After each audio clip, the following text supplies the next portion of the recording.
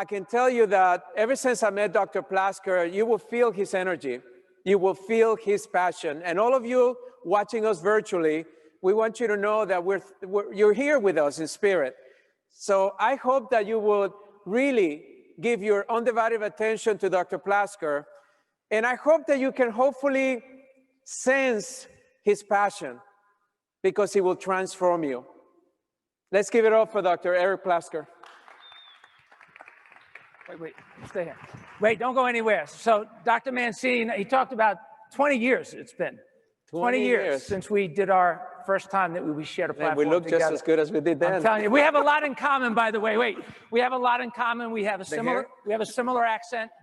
The hair, obviously. But no, I just want to appreciate you, 20 years working together. We don't need to be here. We want to be here. So thank you for all you do. Appreciate it.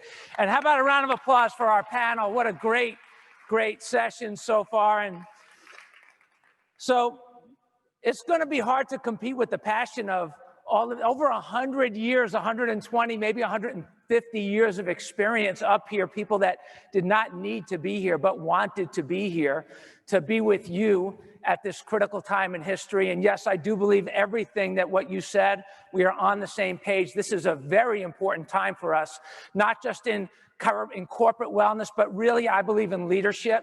And one of the things that has always driven me is always thinking about the people. You know, we take care of companies, we speak to companies, the 100-year lifestyle, we are having chiropractors get into companies, into organizations, teaching people how to live differently. Yes, they need a new model. They don't know how to do it. They don't know how to do it. And I love this quote by Stephen Covey. I don't know if most of you know Stephen Covey. He passed away years ago. He wrote the book, 7 Habits of Highly Effective People. And I love this quote. I really believe that it speaks to the time.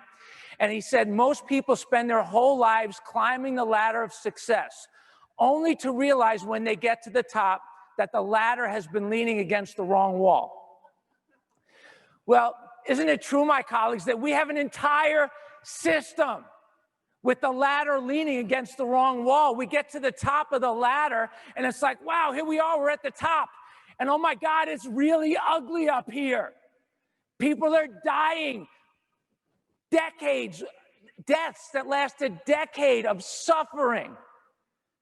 That's where this, if you follow that ladder of where this world of healthcare has been going, that's where it leads. That's the direction. You know, people ask me, Dr. Plasker, all these years talking about the 100-year lifestyle, aren't you getting tired of it? Are you kidding me? The world is finally catching up to these ideas. The pandemic has caused people to see, people that could never see, that would never be willing to see, are starting to see. How many of you have noticed that? It's like people coming up and saying, Dr. Plasker, you've been a crazy person for years. I know that. You've talked about, you didn't artificially immunize your children, you didn't vaccinate your children. Now they're 31, 29, 27. All 3 of them became chiropractors. And you know what? I always thought you were crazy, but you know what? Now I'm asking the questions. And you say, well, what does that have to do with risk? And what does that have to do with corporate wellness? It has everything to do with risk and corporate wellness, because I got to tell you, if you're a company and you invest a lot in an employee, it takes you months to find the right person. It takes you a year to train them. They stay with you for 5 years and then they have a baby. They give them the shot. They do what the doctor tells them to do. Take the shot. They do what the CDC tells them to do. 48 hours, they have an autistic child. 48 hours later, they have an autistic child and they lose that employee. They have to start all over again. They have to adjust the schedule. They can't wait. They have to change everything, so many things to compensate for this neurologically damaged world. We have an entire culture that's been founded on a system that is leaning against the wrong wall. Things that happen in this country don't happen in other countries. The corporations are catching up. Watch, but the other side, they don't have the answers. If they had the answers, they would have solved these problems before. They're not interested in solving those problems. I'm talking about the allopathic world. We have the answers. We've been living it. We've been living it. We know what it's like. And you see, and I'm not saying that all of you raised your children that way, and I'm not telling you to Give shots and don't give shots. You can make up your own mind. At least today, you can make up your own mind. I hope some down the road, we can still make up our own mind. But what we have to understand, my colleagues, that if the ladder is not leaning against the right wall, every step that we take just gets us to the wrong place faster. We have been on an accelerated journey up the wrong ladder to the wrong place. We have put trillions of dollars over the years. One of my colleagues talked about the opioid crisis. We have put trillions of dollars into allopathic pain management without the consciousness of a new ladder, a new way to look at the world, a new way to live, a new way to raise families. You know, we just formed a relationship with a group called Moms Across America. You should check them out. We are educating their 1 million moms a month. We are educating them. Do you know what they're asking? These are working mothers, and they can't go to work. They need flexible, they have to take salary cuts. They can't work as much as they used to. They have to be more flexible. They have to be able to go home anytime they want to if their caregiver doesn't show up. This is a challenge for companies. And you see these poor families that are suffering, and they followed all the advice of their leaders, their doctors. And you know what the questions they're asking today is, Dr. Plasker, come on, how do I raise a healthy child? This is the question they're asking me. I didn't make up the question. How do I raise my family without shots, without drugs, and without pediatricians? I'm tired of being bullied by my doctors. I'm afraid to give them another shot. Last time they had a shot, they had a reaction. I had to take off work. My employer's telling me, listen, we have to find a solution. And you say, Plasker, come on, are you exaggerating? No, all of you are seeing this, but we don't talk about it. We're afraid to talk about the truth. Listen, in a new ladder, you cannot be afraid to talk about these truths. I just interviewed, we have a podcast, 100-Year Lifestyle Podcast. It's crushing. Moms love it. Parents love it. Companies love it. Corporate leaders love it. I just interviewed this woman. I just met her in July. I give a talk at Life University in front of prospective students. I live in Atlanta. It's great. It's an amazing event. It's on the 100-Year Lifestyle. We create lots and lots and lots of passionate chiropractors. This woman comes up to me. She says to me, Dr. Plasker, this story changed my life. What you're telling me, what you talked about tonight, it really changed me. She said, this is my daughter, and I have permission to share the story. She shared it in the podcast. You should listen to it. She says, my daughter's 16 years old. She wants to be a chiropractor now. Do you know why she wants to be a chiropractor? She said, because her younger brother, it became autistic at 48 hours after a shot. It changed her whole family's life. My husband, who works, it affected his work. He can't work the way that he used to. I can't work the way that I used to. I need to be on call all the time at my house. And you know what? Chiropractic changed that for us. Chiropractic changed that for us. Do you know how many millions of families are suffering like this? It's affecting their income. It's affecting their relationship with their employers. It's affecting their even willingness to try and go out and get a job. And I'm not saying we like you and I, because we're leaders, hopefully. We're speaking up, hopefully, all of us. At this critical time as essential healthcare providers, we are speaking up as essential healthcare providers. By the way, not too long ago, when I was in school, I graduated in 1986. If you haven't seen the movie 1986, The Act, you must watch that documentary. It is an amazing documentary. And I was in school from 1982 to 1985 when the political battles were going on centered around that act, where they took liability away from the drug companies so that they were not liable for any damage for vaccines that vaccines cause. They passed the act. I didn't go to school to be an activist. I was a red afro-headed football-playing dude that got hurt playing football and wanted to go out and help other people play football that got hurt. Maybe they had an afro too. And when I got to school and I realized that there were these things that were happening in the world that now, and why is that relevant today? And I truly believe this, and I've been saying this for months and months. Before you ever heard these words, I called this. I said, you know what? If 1986 was the act, 2020 is the coup. And if we don't talk about it, who's going to talk about it? We are essential healthcare providers. Why do I bring this up? See, in 1982 to 1985 and 1986, they passed this act. In 1987, a lawsuit was settled. Do you know what lawsuit was settled? What lawsuit? Wilkes case was settled in 1987. That was going on at the same time. My doctor friends, my colleagues, that was going on at the same time. You know, we were quacks in 1987. You know why we were quacks? Because we were the only ones speaking out in this truth. So we were quacks. Were we really quacks? No, we weren't quacks. We just had ideas that were contrary to the status quo. That we are learning now 30 years later, not only were they not right, but what have they done to the health of our country?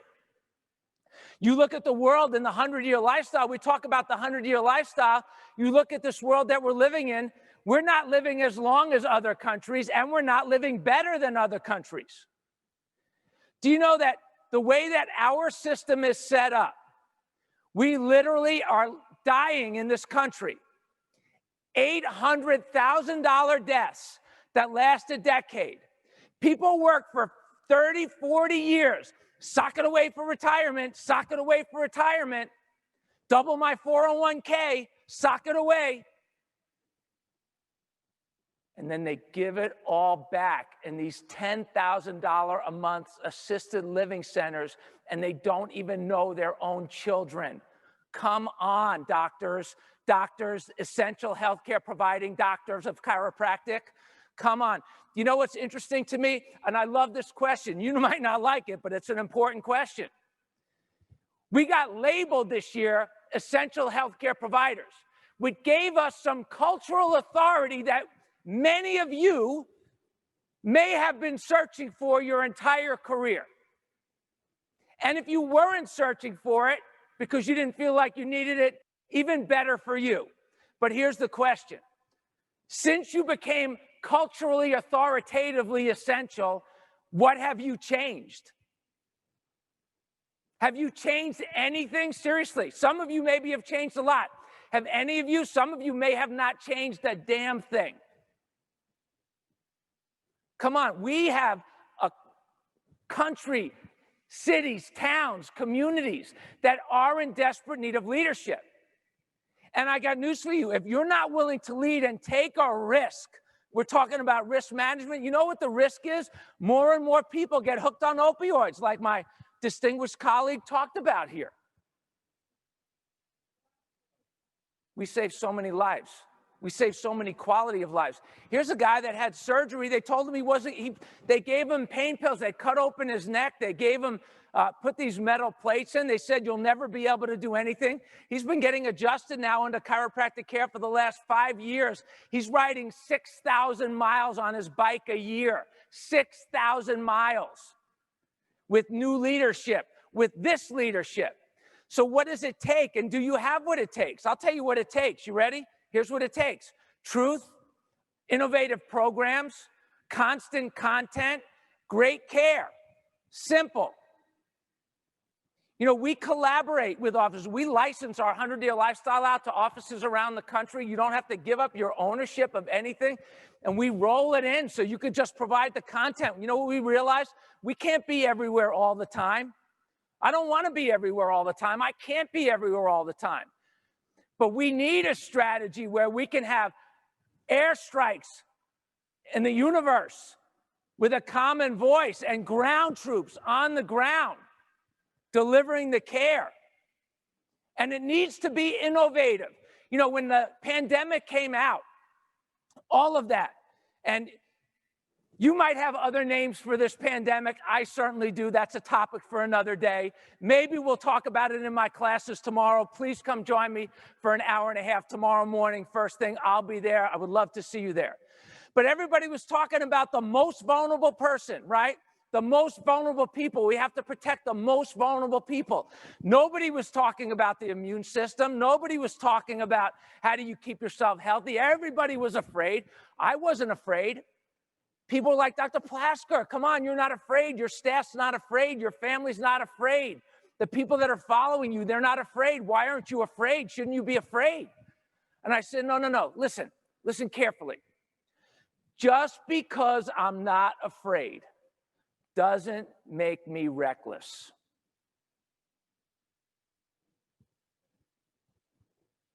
Just because I'm not afraid, it doesn't make me reckless. We did a Becoming a Least Vulnerable Person. We distributed it out through the offices that we work with all over the country. It went crazy. People love it. We had companies and organizations that were piggybacking on this message, co-branding it all over the country, even globally in some instances. And, we're going to talk about this a lot in my class tomorrow. I'm running out of time. But you think about just some of those things that make people less vulnerable. What are they? And what are the things? You know what makes them more vulnerable? Polypharmacy makes them more vulnerable. You know what polypharmacy is? Multiple medications, people that are on multiple medications. That makes people more vulnerable. Do you know we're blaming all these challenges of aging on age? It's not age's fault. Are you kidding me? Age has nothing to do with it. It's polypharmacy. These people are on 17 medications, average. So much to talk about. I'm just getting warmed up, but my time is up, and I am grateful and honored to be able to be with this panel, to be with FCA. These guys, to put this together, to come up with innovation. I love that quote, too, by the way, of the Marines. Thank you for that. That was life-changing for me. The FCA, their ability to adapt, to overcome, to innovate. Did I get all three? It's different order, maybe. You get the idea. Close. And if you have not changed anything since you became essential, you need to get off your butt and be essential. Act essential. Change in a way that the way your actions are, the way your voice speaks, you become essential to your community. I'll see you all tomorrow. Thank you so much.